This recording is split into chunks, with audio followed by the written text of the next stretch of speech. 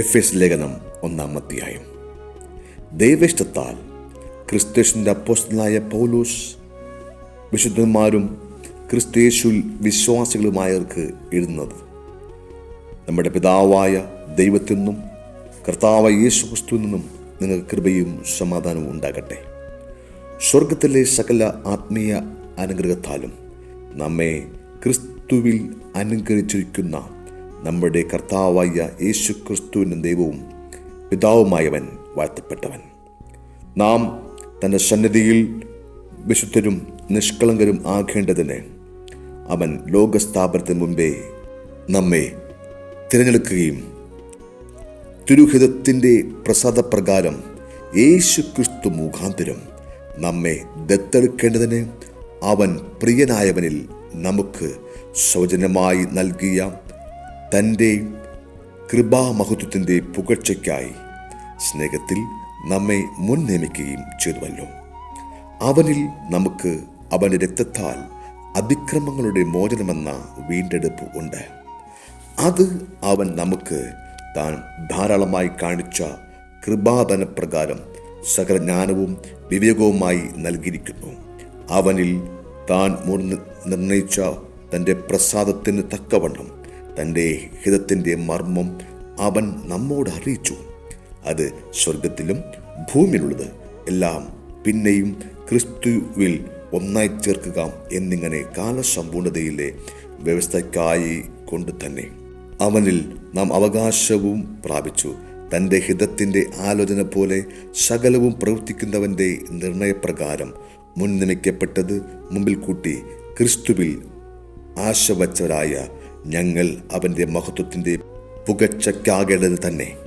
അവനിൽ നിങ്ങൾക്കും നിങ്ങളുടെ രക്ഷയെക്കുറിച്ചുള്ള സുവിശേഷം എന്ന സത്യവചനം നിങ്ങൾ കേൾക്കുകയും അവനിൽ വിശ്വസിക്കുകയും ചെയ്തിട്ട് തൻ്റെ സ്വന്തം ജനത്തിൻ്റെ വീണ്ടെടുപ്പിന് വേണ്ടി തൻ്റെ മഹത്വത്തിൻ്റെ പുകഴ്ചയ്ക്കായിട്ട് നമ്മുടെ അവകാശത്തിൻ്റെ അച്ചാരമായ വാഗ്ദത്തത്തിൻ പരിശുദ്ധാത്മാവിനാൽ മുദ്രയിട്ടിരിക്കുന്നു.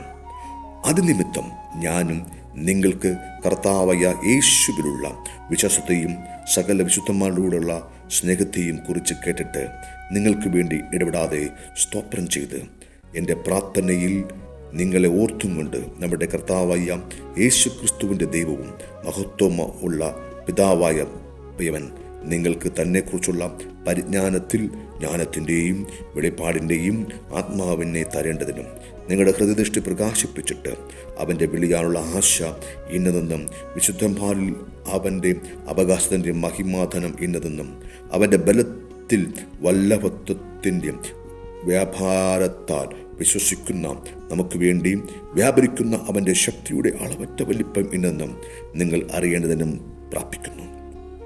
അങ്ങനെ അവൻ ക്രിസ്തുവിലും വ്യാപരിച്ചു. അവനെ മരിച്ചവരുടെ ഇടയിൽ നിന്ന് ഉയർപ്പിക്കുകയും സ്വർഗത്തിൽ തൻ്റെ വലതുഭാഗത്ത് എല്ലാ വാഴ്ചയ്ക്കും അധികാരത്തിനും ശക്തിക്കും കർത്തൃത്വത്തിനും ഈ ലോകത്തിൽ മാത്രമല്ല വരുവാൻ ലോകത്തിലും വിളിക്കപ്പെടുന്ന സകല നാമത്തിനും അത്യന്തം മീതെ ഇരുത്തുകയും സർവവും അവൻ്റെ കാൽക്കീഴാക്കി വച്ച് അവനെ സർവത്തിനും മീതെ തലയാക്കി എല്ലാറ്റിനും എല്ലാം നിറയ്ക്കുന്നവൻ്റെ നിറവായിരിക്കുന്ന അവൻ്റെ ശരീരമായ സഭയ്ക്ക് കൊടുക്കുകയും ചെയ്തിരിക്കുന്നു. അധ്യായം 2. അതിക്രമങ്ങളാലും പാപങ്ങളാലും മരിച്ചതായ നിങ്ങളെയും അവൻ ഉയർപ്പിച്ചു. അവയിൽ നിങ്ങൾ മുമ്പേ ഈ ലോകത്തിൻ്റെ കാലഗതിയെയും ആകാശത്തിലെ അധികാരത്തിനും അനുസരിക്കേണ്ട മക്കളിൽ ഇപ്പോൾ വ്യാപരിക്കുന്ന ആത്മാവിനും അധിപതിയായവനെയും അനുസരിച്ച് നടന്നു. അവരുടെ ഇടയിൽ നാം എല്ലാവരും മുമ്പേ നമ്മുടെ ജഡമോഹങ്ങളിൽ നടന്ന് ജഡത്തിനും മനോവികാരങ്ങൾക്കും ഇഷ്ടമായത് ചെയ്തും കൊണ്ട് മറ്റുള്ളവരെ പോലെ പ്രകൃതിയാൽ കോപത്തിൻ്റെ മക്കളായിരുന്നു. കരുണാസമ്പന്നായ ദൈവമോ നമ്മെ സ്നേഹിച്ച മഹാസ്നേഹ നിമിത്തം അതിക്രമങ്ങളാൽ മരിച്ചതായിരുന്ന നമ്മെ ക്രിസ്തു യേശുവിനോട് കൂടെ ജീവിപ്പിക്കുകയും കൃപയാലത്രേ നിങ്ങൾ രക്ഷിക്കപ്പെട്ടിരിക്കുന്നു. ക്രിസ്തു യേശുവിൽ നമ്മെക്കുറിച്ചുള്ള വാത്സല്യത്തിൽ തൻ്റെ കൃപയുടെ അത്യുന്നതനത്തെ വരും കാലങ്ങളിൽ കാണിക്കേണ്ടതിന് ക്രിസ്തു യേശുവിൽ അവനോട് കൂടെ ഉയർത്തെഴുന്നേൽപ്പിച്ച് സ്വർഗത്തിൽ ഇരുത്തുകയും ചെയ്തു. കൃപയാലല്ലോ നിങ്ങൾ വിശ്വാസം മൂലം രക്ഷിക്കപ്പെട്ടിരിക്കുന്നത്. അതിനും നിങ്ങൾ കാരണമല്ല, ദൈവത്തിൻ്റെ ദാനം അത്രേ ആകുന്നു. ആരും പ്രശംസിക്കാതിരിക്കുവാൻ പ്രവൃത്തികളും കാരണമല്ല. നാം അവൻ്റെ കൈപ്പണിയായി സൽപ്രവൃത്തികൾക്കായിട്ട് ക്രിസ്തു യേശുവിൽ സൃഷ്ടിക്കപ്പെട്ടതാകുന്നു. നാം ചെയ്തു പോരേണ്ടതിന് ദൈവം അവ മുന്നൊരുക്കിയിരിക്കുന്നു. ആകയാൽ നിങ്ങൾ മുമ്പേ പ്രകൃതിയാൽ ജാതികളായിരുന്നു. ജഡത്തിൽ കയ്യാലുള്ള പരിചരണയേറ്റു പരിചരണക്കാർ എന്ന് പേരുള്ളവരാൽ അഗ്രചർമ്മക്കാർ എന്ന് വിളിക്കപ്പെട്ടിരുന്നു. ആ കാലത്ത് നിങ്ങൾ ക്രിസ്തുവിനെ കൂടാതെയുള്ള ഇസ്രായേൽ പൗരത്വയോട് സംബന്ധമില്ലാത്തവരും വാഗ്ദത്തത്തിൻ്റെ നിയമങ്ങൾക്ക് അന്യരും പ്രത്യാശയില്ലാത്തവരും ലോകത്തിൽ ദൈവമില്ലാത്തവരുമായിരുന്നു എന്ന് ഓർത്തുകൊള്ളുവിൻ. മുമ്പേ ദൂരസ്ഥരാன നിങ്ങൾ ഇപ്പോൾ ക്രിസ്തു യേശുവിൽ ക്രിസ്തുവിൻ്റെ രക്തത്താൽ സമീപസ്ഥരായിത്തീർന്നു. അവൻ നമ്മുടെ സമാധാനം. അവൻ ഇരുവശത്തെയും ഒന്നാക്കി ചട്ടങ്ങളും കൽപ്പനകളുമായ ന്യായപ്രമാണമെന്ന ശത്രുത്വം തൻ്റെ ജഡത്താൽ നീക്കി വേർപാടിൽ നടച്ചുവർ ഇടിച്ചു കളഞ്ഞത് സമാധാനം ഉണ്ടാക്കിക്കൊണ്ട് ഇരുവശത്തെയും തന്നിൽ ഒരേ പുതുമനുഷ്യനാക്കി സൃഷ്ടിക്കുവാനും ക്രൂശിൽ വച്ച് ശത്രുത്വമില്ലാതാക്കി അവനിൽ ഇരുവശത്തെയും ഏക ശരീരത്തിൽ ദൈവത്തോട് നിരപ്പിപ്പാനും തന്നെ. അവൻ വന്ന് ദൂരത്തായിരുന്ന നിങ്ങൾക്ക് സമാധാനവും സമീപത്തുള്ളവർക്ക് സമാധാനവും സുവിശേഷിച്ചു. അവൻ മുഖാന്തരം നമുക്ക് ഇരുവശക്കാർക്കും ഏകാത്മാവിനാൽ പിതാവിലേക്ക് പ്രവേശനമുണ്ട്. ആകയാൽ നിങ്ങൾ ഇനി അന്യന്മാരും പരദേശികളുമല്ല, വിശുദ്ധന്മാരുടെ സഹപൗരന്മാരും ദൈവത്തിൻ്റെ ഭവനക്കാരും അത്രേ. ക്രിസ്തു യേശു എന്ന മൂലക്കലായിരിക്കെ നിങ്ങളെ അപ്പോസ്തലന്മാരും പ്രവാചകന്മാരും എന്ന അടിസ്ഥാനത്തിന്മേൽ പണിതിരിക്കുന്നു. അവനിൽ കെട്ടിടം മുഴുവനും യുക്തമായി ചേർന്ന് കർത്താവിൽ വിശുദ്ധ മന്ദിരമായി വളരുന്നു. അവനിൽ നിങ്ങളെയും ദൈവത്തിൻ്റെ നിവാസമാകേണ്ടതിന് ആത്മാവിനാൽ ഒന്നിച്ച് പണിതു വരുന്നു. അധ്യായം 3. അതിനിമിത്തം പൗലോസ് എന്ന ഞാൻ ജാതികളായ നിങ്ങൾക്ക് വേണ്ടി ക്രിസ്തു യേശുവിൻ്റെ ബദ്ധനായിരിക്കുന്നു. നിങ്ങൾക്കായി എനിക്ക് ലഭിച്ച ദൈവകൃപയുടെ വ്യവസ്ഥയെക്കുറിച്ച് ഞാൻ മീതെ ചുരുക്കത്തിൽ എഴുതിയതുപോലെ വെളിപ്പാടിനാൽ എനിക്കൊരു മർമ്മം അറിയായി വന്നു എന്ന് നിങ്ങൾ കേട്ടിട്ടുണ്ടല്ലോ. നിങ്ങൾക്ക് അത് വായിച്ചാൽ ക്രിസ്തുവിനെ സംബന്ധിച്ചുള്ള മർമ്മത്തിൽ എനിക്കുള്ള ബോധം നിങ്ങൾ ഗ്രഹിക്കാം. ആ മർമ്മം ഇപ്പോൾ അവൻ്റെ വിശുദ്ധ അപ്പോസ്തലന്മാർക്കും പ്രവാചകന്മാർക്കും ആത്മാവിനാൽ വെളിപ്പെട്ടതുപോലെ പൂർവ്വകാലങ്ങളിൽ മനുഷ്യർക്കും അറിവായി വന്നിരുന്നില്ല. അതോ ജാതികൾ സുവിശേഷത്താൽ ക്രിസ്തു യേശുവിൽ കൂട്ടവകാശികളും ഏകശരീരസ്ഥരും വാഗ്ദത്തങ്ങളിൽ പങ്കാളികളും ആകണം എന്നുള്ളത് തന്നെ. ആ സുവിശേഷത്തിന് ഞാൻ അവൻ്റെ ശക്തിയുടെ വ്യാപാരപ്രകാരം എനിക്ക് ലഭിച്ച ദൈവത്തിൻ്റെ കൃപാദാനത്താൽ ശുശ്രൂഷക്കാരായി തീർന്നിരുന്നു. സകല വിശുദ്ധന്മാരിലും ഏറ്റവും ചെറിയനായ എനിക്ക് ജാതികളോട് ക്രിസ്തുവിൻ്റെ അപ്രമേയ ധനത്തെക്കുറിച്ച് പ്രസംഗിപ്പാനും സകലവും സൃഷ്ടിച്ച ദൈവത്തിൽ അനാദികാലം മുതൽ മറഞ്ഞുകിടന്ന മർമ്മത്തിൻ്റെ വ്യവസ്ഥ ഇന്നതെന്ന് എല്ലാവർക്കും പ്രകാശിപ്പിക്കുവാനുമായി ഈ കൃപ നൽകിയിരിക്കുന്നു. അങ്ങനെ ഇപ്പോൾ സ്വർഗത്തിൽ വാഴ്ചകൾക്കും അധികാരങ്ങൾക്കും ദൈവത്തിൻ്റെ ബഹുവിധമായ ജ്ഞാനം അവൻ നമ്മുടെ കർത്താവ് യേശു ക്രിസ്തുവിൽ നിവർത്തിച്ച അനാദി നിർണയപ്രകാരം സഭ മുഖാന്തരം അറിവായി വന്നു. അവനിൽ ആശ്രയിച്ചിട്ട് അവനുള്ള വിശ്വാസത്താൽ നമുക്ക് ധൈര്യവും പ്രവേശനമുണ്ട്. അതുകൊണ്ട് ഞാൻ നിങ്ങൾക്ക് വേണ്ടി സഹിക്കുന്ന കഷ്ടങ്ങൾ നിങ്ങളുടെ മഹത്വമാകയാൽ അത് നിമിത്തം അധൈര്യപ്പെട്ടു പോകരുത് എന്ന് ഞാൻ അപേക്ഷിക്കുന്നു. അത് നിമിത്തം ഞാൻ സ്വർഗത്തിലും ഭൂമിയിലുമുള്ള സകല കുടുംബത്തിനും പേര് വരുവാൻ കാരണമായ പിതാവിൻ്റെ സന്നിധിയിൽ മുട്ടുകുത്തുന്നു.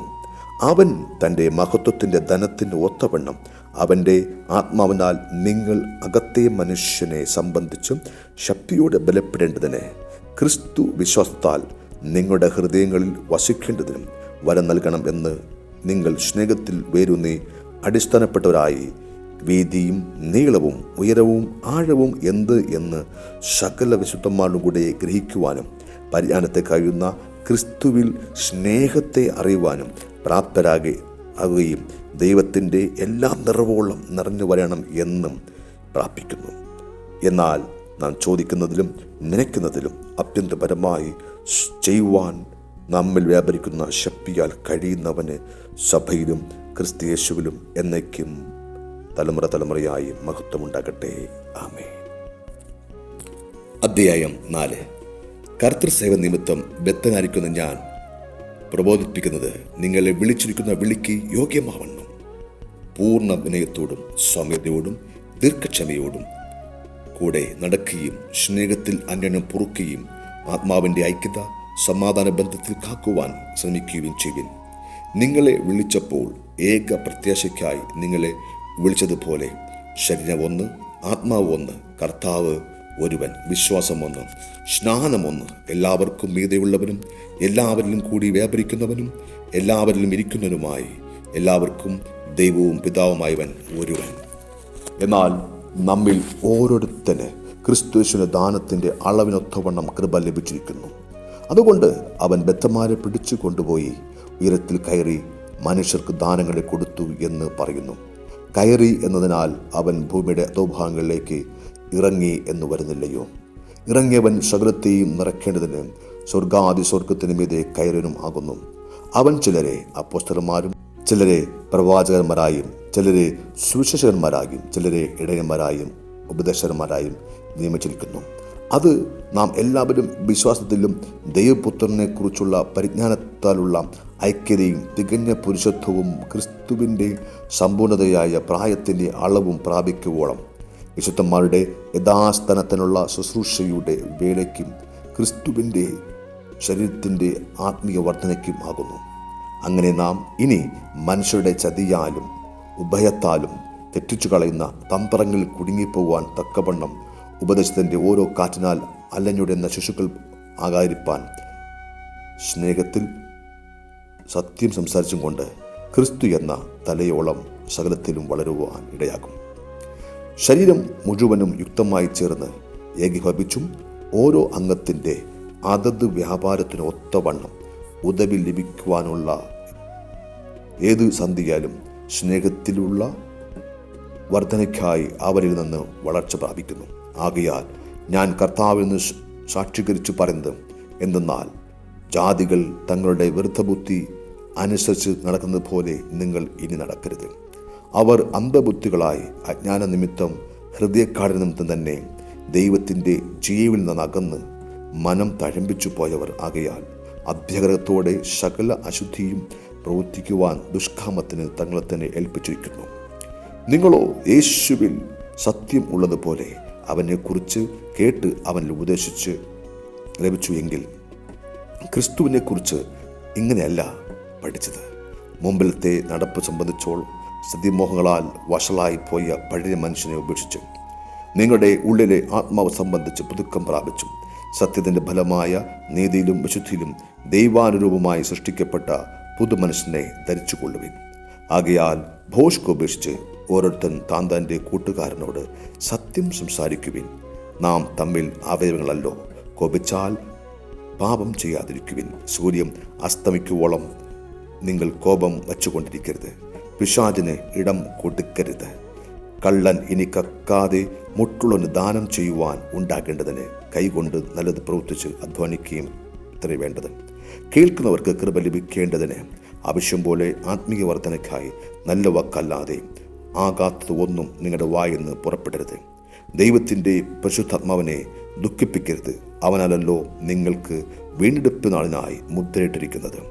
എല്ലാ കയ്പും കോപവും ക്രോധവും കുറ്റാരവും ദൂഷണവും സകല ദുർഗുണങ്ങളുമായി നിങ്ങളെ വിട്ട് ഒഴിഞ്ഞു പോകട്ടെ. നിങ്ങൾ തമ്മിൽ ദയയും മനസ്സലിവുള്ളവരായി ദൈവം ക്രിസ്തുവിൽ നിങ്ങളോട് ക്ഷമിച്ചതുപോലെ അന്യോന്യം ക്ഷമിക്കുവിൻ. അധ്യായം 5. ആകയാൽ പ്രിയമക്കൾ എന്ന പോലെ ദൈവത്തെ അനുകരിക്കുവിൻ. ക്രിസ്തുവും നിങ്ങളെ സ്നേഹിച്ചു നമുക്ക് വേണ്ടി തന്നെത്താൻ ദൈവത്തിന് സൗരഭ്യവാസനയായ വഴിപാടും യാഗവുമായി അർപ്പിച്ചതുപോലെ സ്നേഹത്തിൽ നടക്കുവിൻ. ദുർനടപ്പും യാതൊരു അശുദ്ധിയും അത്യഗ്രഹവും നിങ്ങളുടെ ഇടയിൽ പേര് പറയ പോലും അരുത്. അങ്ങനെയാകുന്നു വിശുദ്ധന്മാർക്ക് ഉചിതവും. ചിതതരം പൊട്ടച്ചൊൽ കളിവാക്ക് ഇങ്ങനെ ചേർച്ചയില്ലാത്ത ഒന്നും അരുത്. സ്തോത്രമത്രേ വേണ്ടത്. ദുർനടപ്പുകാരൻ, അശുദ്ധൻ, വിഗ്രഹാരാധിയായ ദ്രവ്യാഗ്രഹി ഇവർക്കാർക്കും ക്രിസ്തുവിൻ്റെ ദൈവത്തിൻ്റെയും രാജ്യത്തിൽ അവകാശമില്ല എന്ന് ഞാൻ നിങ്ങളോട് പറയുന്നു. വ്യർത്ഥ വാക്കുകളാൽ ആരും നിങ്ങളെ ചതിക്കരുത്. ഈ വക നിമിത്തമല്ലോ ദൈവകോപം അനുസരണം കെട്ടവരുടെ മേൽ വരുന്നു. നിങ്ങൾ അവരുടെ കൂട്ടാളിയാകരുത്. മുമ്പേ നിങ്ങൾ ഇരുടായിരുന്നു, ഇപ്പോഴോ കർത്താവിൽ വെളിച്ചമാകുന്നു. കർത്താവിന് പ്രസാദമായത് എന്തെന്ന് പരിശോധിച്ചും കൊണ്ട് വെളിച്ചമുള്ളവരായി നടന്നുകൊള്ളുവിൻ. സകല സൽഗുണവും നീതിയും സത്യവുമല്ലോ വെളിച്ചത്തിൻ്റെ ഫലം. ഇരുട്ടിൻ്റെ നിഷ്ഫല പ്രവൃത്തികളിൽ കൂട്ടാളികളാകരുത്, അവയെ ശാസിക്കത്രേ വേണ്ടത്. അവർ ഗൂഢമായി ചെന്നത് പറയുവാൻ പോലും ലജ്ജയാകുന്നു. അവയെ ശാസിക്കുമ്പോഴോ സകലത്തെയും കുറിച്ച് വെളിച്ചത്താൽ ബോധം വരും. ബോധം വരുന്നതെല്ലാം വെളിച്ചം പോലെ തെളിവല്ലോ. അതുകൊണ്ട് ഉറങ്ങുന്നവരെ ഉണർന്ന് മരിച്ചവരുടെ നിന്ന് എഴുന്നേൽക്കുക, എന്നാൽ ക്രിസ്തു നിന്റെ മേൽ പ്രകാശിക്കും എന്ന് ചൊല്ലുന്നു. ആകയാൽ സൂക്ഷ്മതയോടെ അജ്ഞാനികളായിട്ടല്ല ജ്ഞാനികളായിട്ട് അത്രേ നടക്കുവാൻ നോക്കുവിൻ. ഇത് ദുഷ്കാലമാകിയാൽ സമയം തക്കത്തിൽ ഉപയോഗിച്ചു കൊള്ളുവിൻ. ബുദ്ധിഹീനരാകാതെ കർത്താവിൻ്റെ ഇഷ്ടം ഇന്നെന്ന് ഗ്രഹിച്ചു കൊള്ളുവിൻ. വീഞ്ഞു കുടിച്ച് മത്തനാകരുത്, അതിനാൽ ദുർനടപ്പുണ്ടാകുമല്ലോ. ആത്മാവ് നിറഞ്ഞവരായി സങ്കീർത്തനങ്ങളാലും സ്തുതികളാലും ആത്മീയ ഗീതങ്ങളാലും തമ്മിൽ സംസാരിച്ചും നിങ്ങളുടെ ഹൃദയത്തിൽ കർത്താവിന് പാടിയും കീർത്തനം ചെയ്തും നമ്മുടെ കർത്താവായ ക്രിസ്തു യേശുവിൻ്റെ നാമത്തിൽ ദൈവവും പിതാവുമായവന് എല്ലായ്പ്പോഴും എല്ലാറ്റിലും വേണ്ടി സ്തോത്രം ചെയ്തു കൊള്ളുവിൻ. ക്രിസ്തുവിൻ്റെ ഭയത്തിൽ അന്യോന്യം കീഴ്പ്പെട്ടിരിപ്പിൻ. ഭാര്യമാരെ, കർത്താവിന് എന്ന പോലെ സ്വന്തം ഭർത്താക്കന്മാർക്ക് കീഴടങ്ങുവിൻ. ക്രിസ്തു ശരീരത്തിൻ്റെ രക്ഷിതാവായി സഭയ്ക്ക് തലയാകുന്നത് പോലെ ഭർത്താവ് ഭാര്യയ്ക്ക് തലയാകുന്നു. എന്നാൽ സഭ ക്രിസ്തുവിന് കീഴടങ്ങുന്നത് പോലെ ഭാര്യമാരും ഭർത്താക്കന്മാർക്ക് സകലത്തിലും കീഴടങ്ങിയിരിക്കണം. ഭർത്താക്കന്മാരെ, ക്രിസ്തുവും സഭയെ സ്നേഹിച്ചതുപോലെ നിങ്ങളുടെ ഭാര്യമാരെ സ്നേഹിക്കുവിൻ. അവൻ അവളെ വചനത്തോടു കൂടിയ ജലസ്നാനത്താൽ വെടിപ്പാക്കി വിശുദ്ധീകരിക്കേണ്ടതിനും കറ, ചുളുക്കം മുതലായത് ഒന്നും ഇല്ലാതെ സഭയെ ശുദ്ധവും നിഷ്കളങ്കവുമായി തനിക്ക് തന്നെ തേജസ്സോടെ മുൻനിർത്തേണ്ടതിനും തന്നെത്താൻ അവൾക്ക് വേണ്ടി ഏൽപ്പിച്ചു കൊടുത്തു. അവണ്ണം ഭർത്താക്കന്മാരും തങ്ങളുടെ ഭാര്യമാരെ സ്വന്തം ശരീരങ്ങളെപ്പോലെ സ്നേഹിക്കുന്നതാകുന്നു. ഭാര്യയെ സ്നേഹിക്കുന്നവൻ തന്നെത്താനെ സ്നേഹിക്കുന്നു. ആരും സ്വന്തം ജഡത്തെ ഒരു നാളും പകച്ചിട്ടില്ലല്ലോ. ക്രിസ്തുവും സഭയെ ചെയ്യുന്നതുപോലെ അതിനെ പോറ്റി പുലർത്തുകത്രേ ചെയ്യുന്നത്. നാം അവൻ്റെ ശരീരത്തിൻ്റെ അവയവങ്ങളല്ലോ.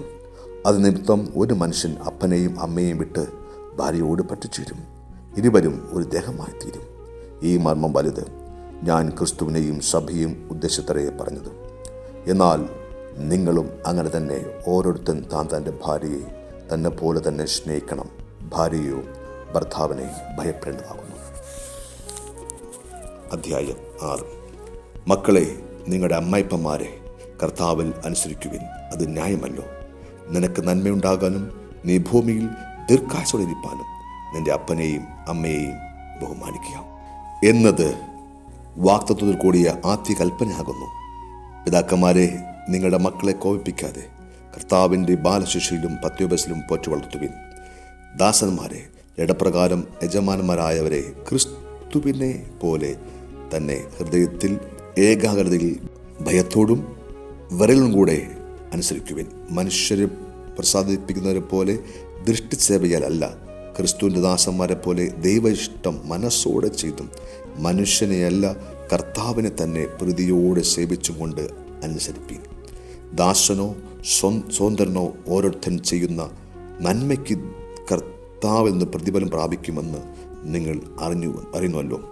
യജമാനന്മാരെ, അവരുടെയും നിങ്ങളുടെയും യജമാനൻ സ്വർഗത്തിൽ ഉണ്ടെന്നും അവൻ്റെ പക്കൽ മുഖപക്ഷമില്ലെന്നും അറിഞ്ഞുകൊണ്ട് അങ്ങനെ തന്നെ അവരോട് പെരുമാറുകയും ഭീഷണി വാക്ക് ഒഴിവാക്കുകയും ചെയ്യുവിൻ.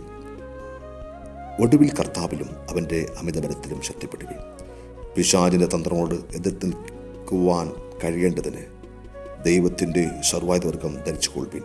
നമുക്ക് പോരാട്ടമുള്ളത് ജഡരക്തങ്ങളല്ല, വാഴ്ചകളോടും അധികാരങ്ങളോടും ഈ അന്ധകാലത്തിൻ്റെ ലോകാധിപതികളോടും സ്വർലോകങ്ങളിലെ ദുഷ്ടാത്മസേനയുടെ അത്രേ. അതുകൊണ്ട് നിങ്ങൾ ദുർദ്വസത്തിൽ എതിർക്കുവാനും സകലവും സമാപിച്ചിട്ട് ഉറച്ചു നിൽക്കുവാനും കഴിയേണ്ടതിന് ദൈവത്തിൻ്റെ സർവാധിവർഗം എടുത്തുകൊള്ളുവിൻ. നിങ്ങൾക്ക് അരയ്ക്ക് സത്യവും കെട്ടിയും നീതി എന്ന കവചം ധരിച്ചും സമാധാനം സുശേഷത്തിനായുള്ള ഒരുക്കം കാലിന് ചെരുപ്പാക്കിയും എല്ലാറ്റിനും മീതെ ദുഷ്ടൻ്റെ തീയമ്പുകളെ ഒക്കെയും കെടുക്കുവാൻ തക്കവണ്ണം വിശ്വാസം എന്ന പരിചയെടുത്തും കൊണ്ട് നിൽക്കുവിൻ. രക്ഷ എന്ന ശിരസ്ത്രവും ദൈവവചനമെന്ന ആത്മാവിൻ്റെ വാളും കൈക്കൊള്ളുവിൻ. സകല പ്രാർത്ഥനയാലും യാചനയാലും ഏതു നേരത്തും ആത്മാവിൽ പ്രാർത്ഥിച്ചും അതിനായി ജാഗരിച്ചും കൊണ്ട് സകല വിശുദ്ധന്മാർക്കും എനിക്കും വേണ്ടി പ്രാർത്ഥനയിൽ പൂർണ്ണ സ്ഥിരത കാണിക്കുവിൻ. ഞാൻ ചങ്ങല ധരിച്ച് സ്ഥാനാതയായി സേവിക്കുന്ന സുവിശേഷത്തിൻ്റെ മർമ്മം പ്രാഗൽഭ്യത്തോടെ അറിയിക്കുവാൻ എൻ്റെ വായ് തുറക്കുമ്പോൾ എനിക്ക് വചനം നൽകപ്പെടേണ്ടതിനും ഞാൻ സംസാരിക്കേണ്ടവണ്ണം അതിൽ പ്രാഗൽഭ്യത്തോടെ സംസാരിക്കേണ്ടതിനും പ്രാർത്ഥിക്കുവിൻ. ഞാൻ എങ്ങനെ ഇരിക്കുന്നു എന്ന് എൻ്റെ അവസ്ഥ നിങ്ങളും അറിയേണ്ടതിന് പ്രിയ സഹോദരനും കർത്താവിൽ വിശ്വസ്ത ശുശ്രൂഷനുമായ തിഹിക്കോസ് നിങ്ങളുടെ സകലവും അറിയിക്കും. നിങ്ങൾ ഞങ്ങളുടെ വസ്തുത അറിയുവാനും അവ നിങ്ങളുടെ ഹൃദയങ്ങളെ ആശ്വസിപ്പിക്കുവാനും ഞാൻ അവനെ നിങ്ങളുടെ അടുക്കലേക്ക് അയച്ചിരിക്കുന്നു. പിതാവായ ദൈവത്തിൽ കർത്താവായ യേശു ക്രിസ്തുവിൽ നിന്നും സഹോദരന്മാർക്ക് സമാധാനവും വിശ്വാസത്തോടുകൂടി സ്നേഹവും ഉണ്ടാകട്ടെ. നമ്മുടെ കർത്താവ് യേശു ക്രിസ്തുവിനെ അക്ഷയമായി സ്നേഹിക്കുന്ന എല്ലാവരുടെയും കൂടെ കൃപ ഇരിക്കുമാറാകട്ടെ. ആമേൻ.